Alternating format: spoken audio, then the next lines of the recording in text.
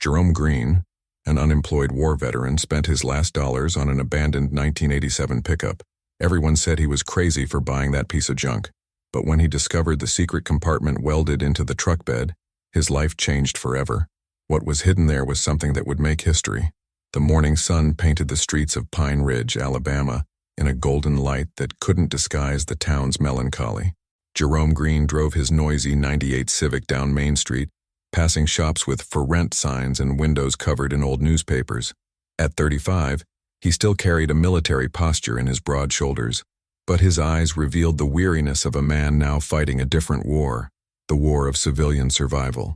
The smell of burnt oil from the engine mixed with the aroma of reheated coffee coming from the passenger seat, where a dented thermos held what would be his breakfast, lunch, and maybe dinner. Jerome parked in front of the municipal building, a faded red brick that seemed as tired as he was. Inside the envelope in his hands, the bright pink letter screamed its words in block capitals. Eviction. 15 days. Son of a bitch, he muttered, squeezing the envelope until his knuckles turned white. He had lost his job at the auto parts factory 3 months ago. The company claimed restructuring, but Jerome knew the truth. Pine Ridge was slowly dying, and companies don't invest in dying towns. His 2 part-time jobs, one washing dishes at the diner on Highway 82 and the other loading trucks at the depot, barely paid for the gas to get to work. The apartment he shared with his younger sister, Keisha, a 22-year-old nursing student, cost $650 a month. It didn't sound like much, but when you have $47 in your checking account and no real job prospects, it might as well be $6,500. Jerome leaned his head against the steering wheel and closed his eyes. The cracked leather of the seat stuck to his sweaty back. The air conditioning had died 2 summers ago, and the Alabama September heat offered no reprieve. He could hear Keisha in his mind, trying to be optimistic. "We'll manage, Jay. We always do." But this time felt different. This time felt final. His stomach rumbled, reminding him he'd skipped breakfast again. Not by choice, but because there was only 1 slice of bread left and he'd rather Keisha ate before she went to her college classes. She already worked as a waitress on Friday and Saturday nights to help with the bills, and Jerome knew she was considering dropping out. The thought made him sick. He opened his eyes and looked through the fogged-up windshield at Pine Ridge's main street. It was a Tuesday morning, but it felt like a Sunday. Few people walked the cracked sidewalks, most of them elderly, moving slowly as if time had stopped here. The old cotton mill, now just a rusted iron structure, dominated the horizon like a giant skeleton. Jerome had grown up hearing stories of Pine Ridge's golden days, when the mill employed half the town and the streets were bustling. Now, the town basically survived on a convenience store, Marlene's Diner, a pharmacy, and a gas station that sold more beer than fuel. His cell phone vibrated on the seat next to him. A text message from an unknown number. "Are you interested in hauling work? I need someone with a pickup. Good pay." Jerome read the message 3 times. The problem, he didn't have a pickup, or the money to buy one. But the seed of an idea began to grow. Jerome drove to the Patterson Brothers scrapyard on the edge of town. The place smelled of old oil, oxidized metal, and shattered hopes. Hundreds of cars in various stages of decay were spread across acres of red dirt. Eddie Patterson, a skinny 60-year-old man with a sun-weathered face, was welding something when Jerome arrived. "Eddie!" Jerome yelled over the noise of the welder. Eddie shut off the equipment and lifted his mask. "Jerome Green. Long time, soldier." They greeted each other with a firm handshake. Eddie had served in Vietnam and always treated Jerome with the respect of one veteran for another. "I need a pickup, Eddie. Something that runs but doesn't cost what I don't have." Eddie laughed, but not maliciously. "Well, that's the house specialty. How much can you spend?" Jerome took a deep breath. $800. "It's all I've got." Eddie's expression turned serious. He'd known Jerome for years, knew the young man wasn't the type to exaggerate or lie about money. "800? Let me see what I can do." They walked among the wrecked cars, Eddie pointing out a few options. "There's this '89 F-150, but the engine's blown. This '92 Chevy runs, but the transmission acts up." Jerome felt desperation rising with each rejection. Then they reached the back of the lot, where a 1987 blue Ford F-150 was parked, half hidden behind a pile of old tires. The paint was faded, and there were a few rust spots, but the body seemed solid. The wheels still had tires with some tread, and through the dusty window, Jerome could see the interior was surprisingly clean. "What about this one?" Jerome asked. Eddie scratched his graying beard. Ah, that one. That's a complicated story, partner. How so? Belonged to old Ezekiel Morrison. Zeke to his friends, a farmer from around here.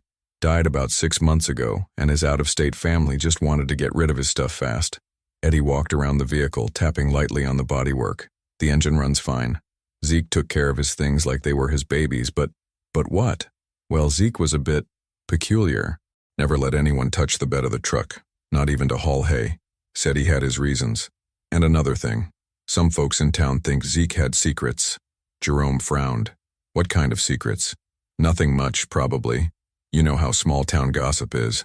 But Zeke always had more money than he should have just from the farm. Always paid in cash, never took out a loan. And he was too private for a farmer. Most farmers love to talk. Not Zeke. Eddie opened the hood. The V8 engine was clean, with clear signs of regular maintenance. Mechanically, she's perfect. No leaks, new belts, clean oil. Zeke might have been strange, but he knew engines. Jerome felt something looking at the pickup. Maybe it was his military experience, but he'd learned to trust his instincts. And something about this vehicle felt important, like it was waiting for him. How much? Eddie hesitated. Normally, I'd ask for $1,500 for a pickup in this condition, but he looked at Jerome with an expression that mixed sympathy and respect. $800, but if you find anything strange in it, you didn't get it from me, all right? Jerome held out his hand. Deal. An hour later, Jerome was driving the F-150 down the dusty road that led to his housing complex. The engine purred softly, and despite its age, the truck handled like a much newer vehicle. He rolled down the windows and let the warm air in, carrying the scent of pine trees and red earth. For the first time in weeks, Jerome smiled. Arriving home, he parked the truck under the only tree in the gravel parking lot. The apartment was on the second floor of a cheap brick building with metal stairs that groaned under any weight. Keisha was leaving just as he arrived in her uniform for the afternoon shift at the hospital where she was interning. "Where'd you get this?" she asked, pointing to the pickup. "Bought it. I'm going to do hauling work." Keisha hugged him. "Jay, that's great. You did it." She always believed in him even when he didn't believe in himself. "I haven't done anything yet, but it's a start." After Keisha left, Jerome decided to give the pickup a proper cleaning. He got a hose, detergent, and some old rags. He started with the cab, vacuuming the seats and wiping down the dashboard. Zeke had kept everything in perfect condition. Even the AM/FM radio worked perfectly. Then he moved to the truck bed. The back of the pickup was empty, except for a few basic tools organized in a box. Jerome started sweeping the bed with a broom, clearing away dry leaves and accumulated dust. The floor was standard corrugated metal, painted black. That's when he noticed it. Tapping the broom handle against the truck bed floor, Jerome realized that a section near the cab sounded different.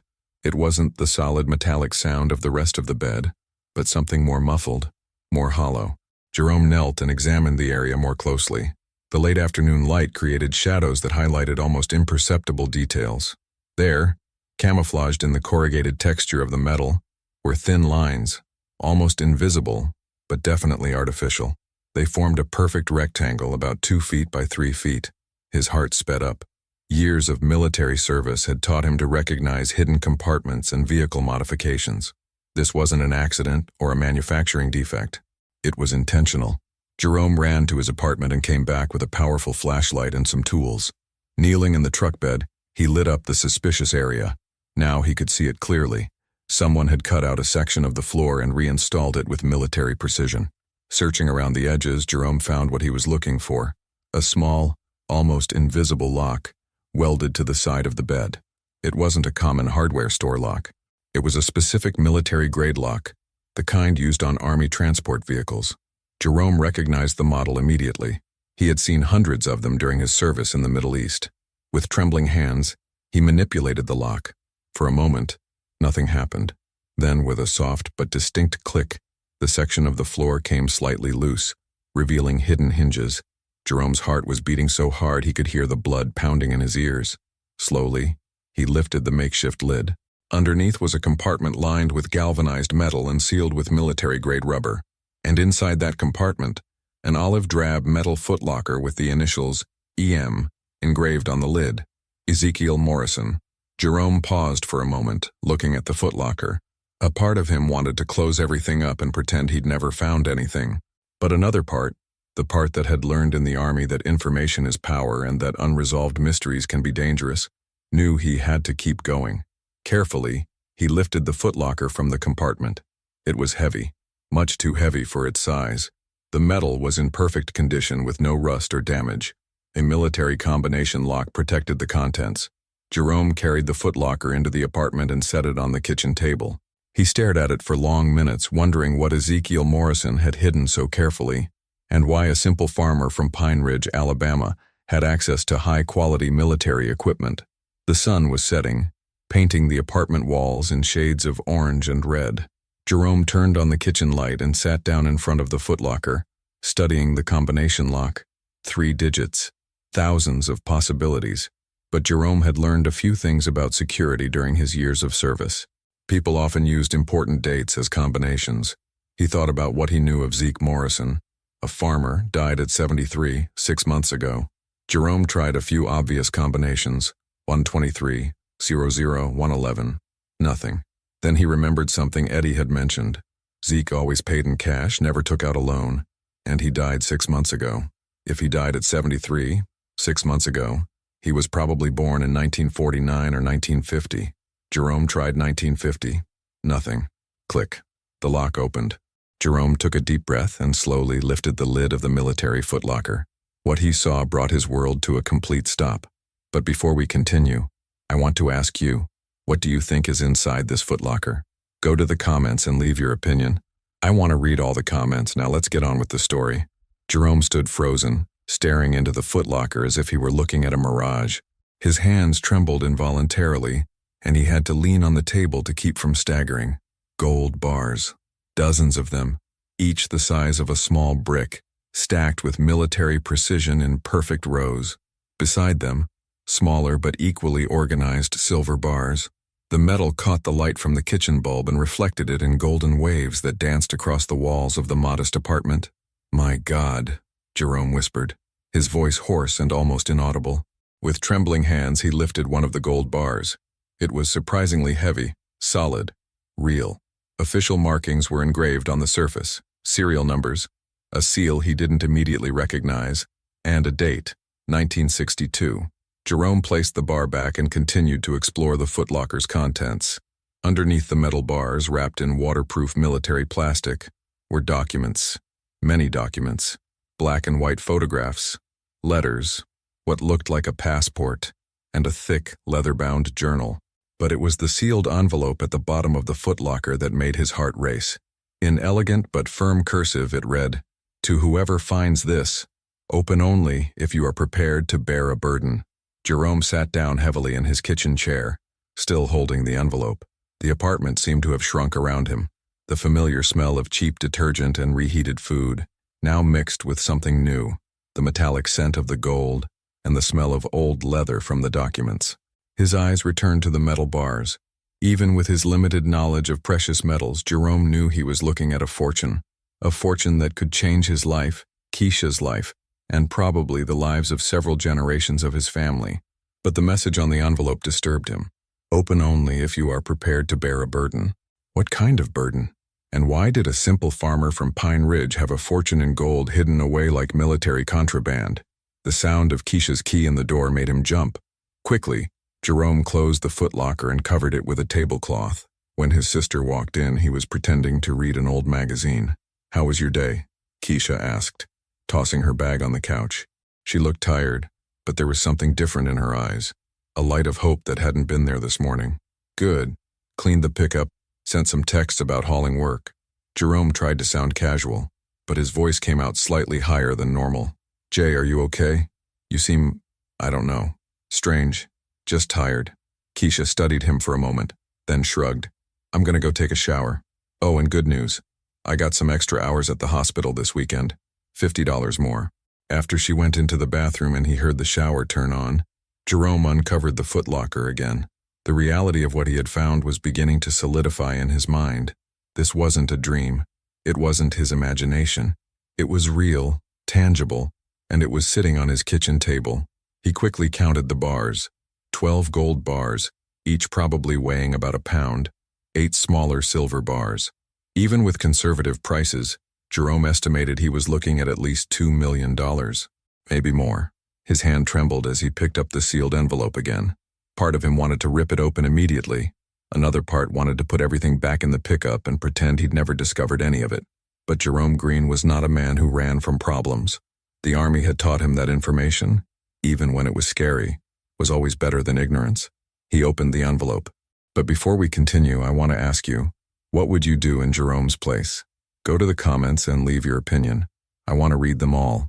Now let's continue with the story. The letter was written on official letterhead, yellowed with age, but the ink was still clear and legible. To whoever finds this footlocker, my name is Ezekiel Morrison, and if you are reading this, it means my time has run out, and my secrets have finally come to light. I hope that whoever you are a person of honor and discernment. The gold and silver in this footlocker were not stolen. They were earned through years of silent service to our country during some of the most dangerous moments of the Cold War. I was not just a farmer. I was what some would call a field agent, a black man from the Deep South whom no one would suspect of carrying state secrets. Between 1962 and 1984, I used the rural roads of Alabama, Mississippi, and Georgia to transport Cuban refugees, defecting Soviet scientists, and information that saved American lives. My farm was a safe house. My pickup was my mobile office, and this gold was my retirement and my protection for emergencies that, thank God, never came. The documents in this footlocker tell a story that the American government would prefer to keep buried, not because it is scandalous, but because it shows how ordinary people did extraordinary things when their country needed them. I was just one of many. If you decide to make this knowledge public, do so responsibly. If you decide to use the resources found here, use them to help those who have been forgotten by the America they served. The weight of this discovery is now yours. Choose wisely. Ezekiel Morrison, August 1992. Jerome read the letter 3 times before he could fully process it. His hands were shaking so much that the paper fluttered as he held it. Ezekiel Morrison wasn't just an eccentric farmer. He was a national hero whose service had been so secret that not even his own community knew. He opened the leather journal. The pages were filled with a tight, precise handwriting, dated over decades. Jerome read a few entries at random. October 15, 1963. Transported a family of 3 Cubans to a rendezvous point in Montgomery. The small child was sick. I stopped at a pharmacy, said it was for my grandson. The pharmacist didn't even blink. Sometimes our prejudices protect us from seeing the truth. January 3, 1968. A Soviet scientist with information on their space program. Spoke better English than I do. Said America was his hope for freedom. I cried at the wheel after dropping him off at the airport. June 22, 1975. Last transport before official retirement. 20 years serving my country in a way I can never tell anyone about. Is it worth it? I look at Pine Ridge, at my neighbors who barely greet me because they think I'm just another strange black farmer, and I think, yes, it's worth it. Jerome closed the journal, emotional. Each page revealed a man who had sacrificed recognition, normal relationships, and an ordinary life to serve his country. And now Jerome understood why Zeke was peculiar and private. How could a person be normal after carrying secrets of this caliber for decades? The photographs showed Zeke at various ages, always serious, always vigilant. Some showed him with people Jerome assumed were the refugees and defectors he had helped.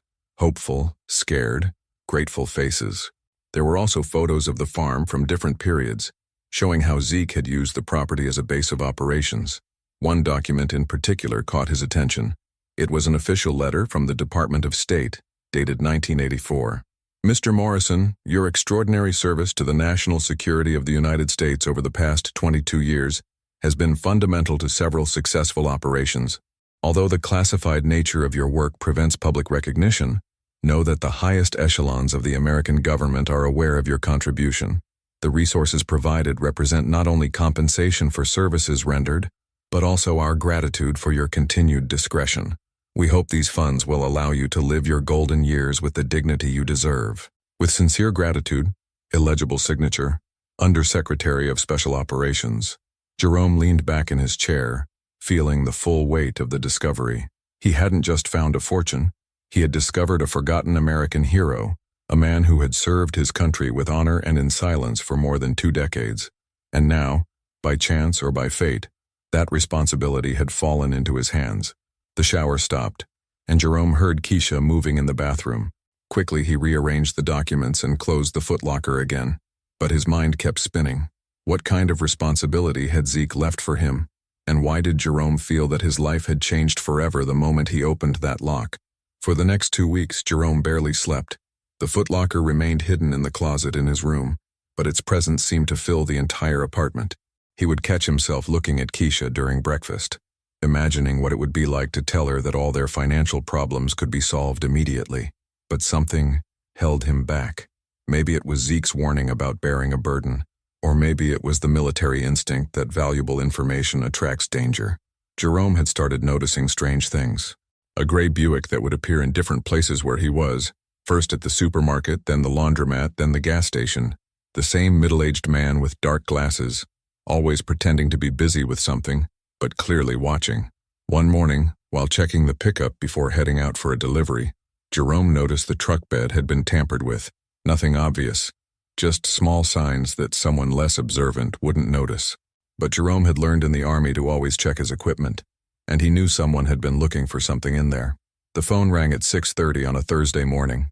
Jerome answered sleepily. "Hello?" Silence. Then, a male voice, calm but menacing. "You found something that doesn't belong to you, Mr. Green?" Jerome was wide awake. Who is this? Someone who knew Ezekiel Morrison very well. He held on to things that are of national interest. It would be wise of you to return them to the appropriate channels. I don't know what you're talking about. A low laugh. Of course you do. The 87 pickup. The compartment. The green military footlocker. Don't play dumb, soldier. Jerome's blood ran cold. How did this person know his military rank? You have 48 hours to contact us. Otherwise, your sister might have some trouble at the hospital. Accidents happen. The call ended. Jerome sat on the bed, trembling. Not from fear, but from rage. Threatening Keisha had been a mistake. Jerome had killed men in Afghanistan for less than that. He quickly got dressed and went to check the footlocker. It was still there, untouched. But now Jerome knew he wasn't alone in this. Other people knew about Zeke's treasure, and they were willing to use intimidation to get it back. During the day, while making deliveries, Jerome rethought everything he knew. Zeke had worked for the government for over 20 years. It was possible that some of his old contacts were still alive and active. Maybe the gold wasn't really his in the legal sense. Maybe the government wanted it back. But then Jerome remembered the official letter from 1984. The resources had been provided as compensation and gratitude. That sounded like a legitimate payment, not temporary government property. That night, after Keisha went to sleep, Jerome called the only contact he had from the intelligence world, his old sergeant, Marcus Rodriguez, who now worked as a security contractor in D.C. "Jerome! Man, long time no see." Marcus sounded genuinely happy to hear his voice. They talked about trivial things for a few minutes before Jerome got to the real subject. "Marcus, I need some off-the-record advice. Hypothetically, if someone found evidence of old intelligence operations from the 60s and 70s, what kind of interest would that generate today?" Marcus was quiet for a moment. "What kind of evidence?"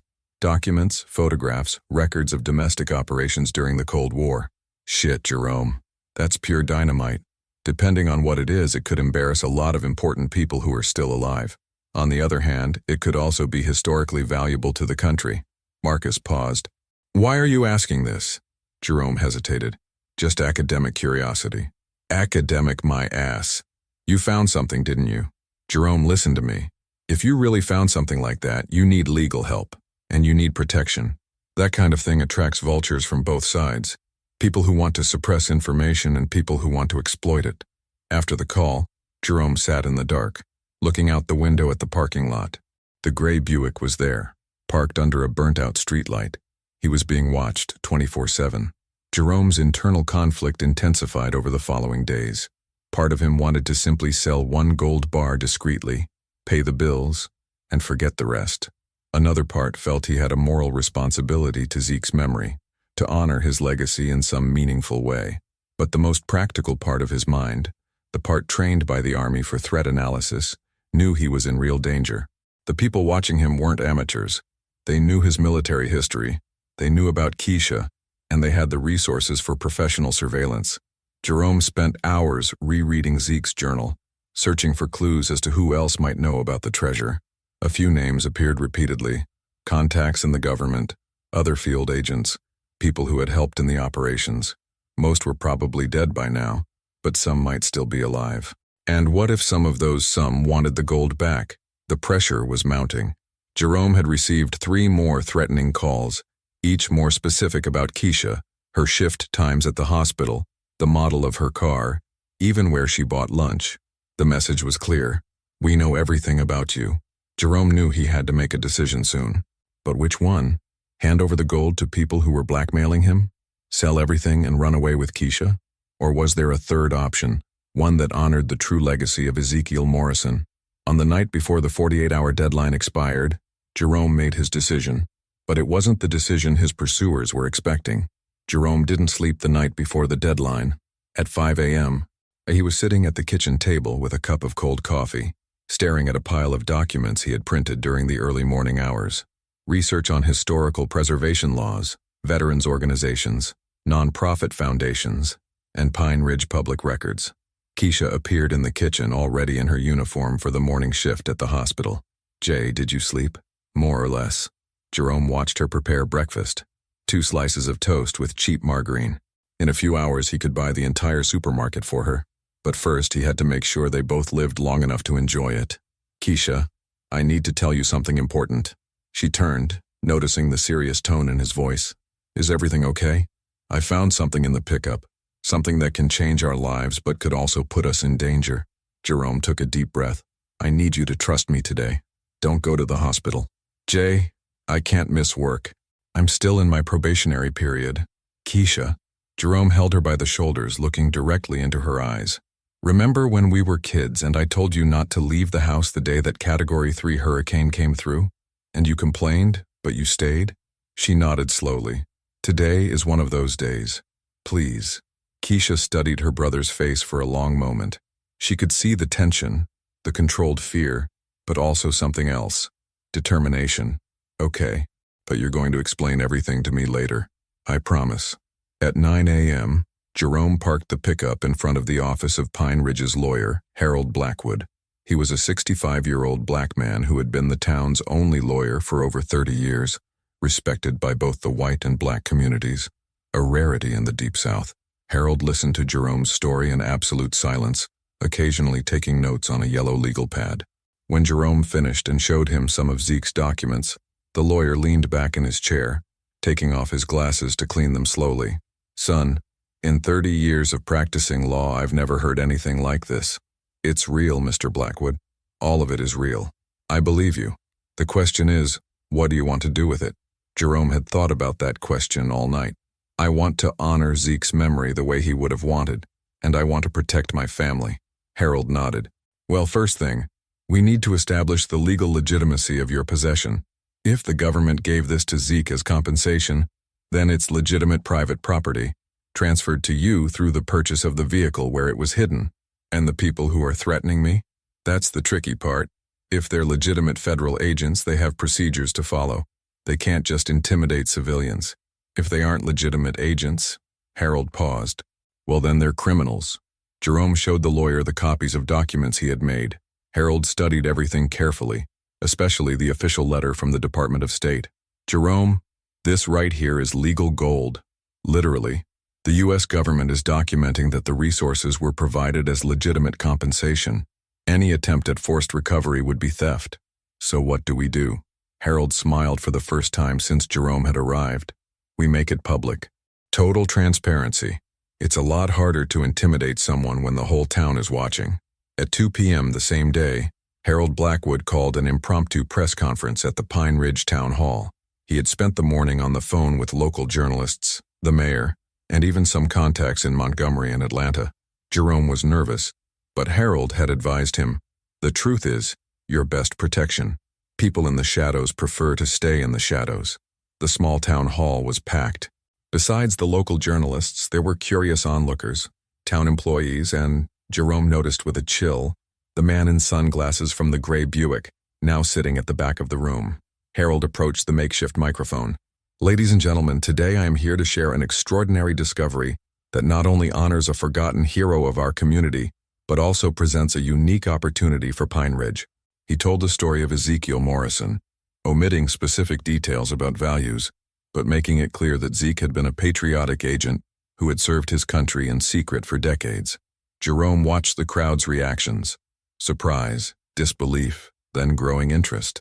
Mr. Jerome Green, Harold continued, discovered evidence of this extraordinary history and has decided to use the resources left by Mr. Morrison to honor his memory and benefit the community he loved. Jerome approached the microphone, his hands trembling slightly.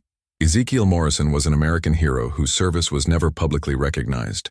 He left specific instructions that any resources found should be used to lift up those who were forgotten by the America they served. Jerome took a deep breath. Therefore, I am announcing today the creation of the Morrison Foundation for Veterans, which will establish a free vocational training center here in Pine Ridge, specifically for military veterans in financial hardship. The murmur in the room grew. Someone shouted, "How much money are we talking about?" Harold replied, "Sufficient resources to purchase and restore the old Morrison farm, build modern training facilities, and operate the center for decades." After the press conference, while Jerome was speaking with journalists and onlookers, he noticed that the man in sunglasses had disappeared.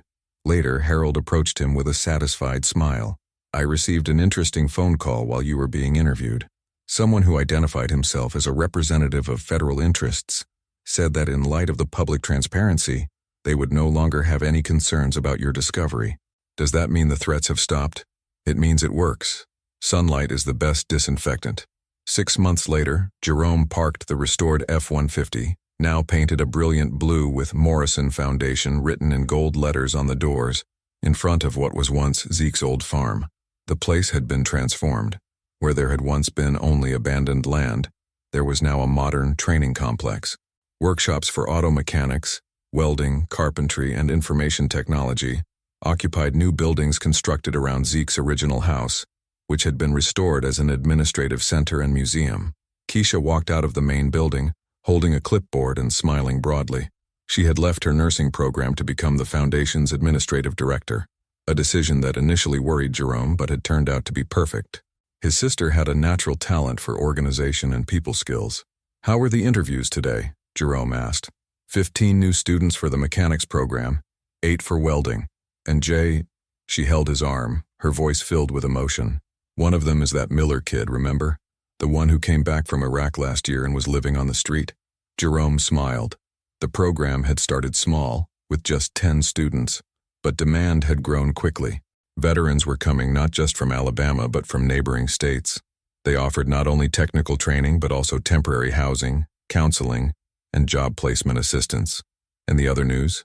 Jerome asked as they walked toward the museum.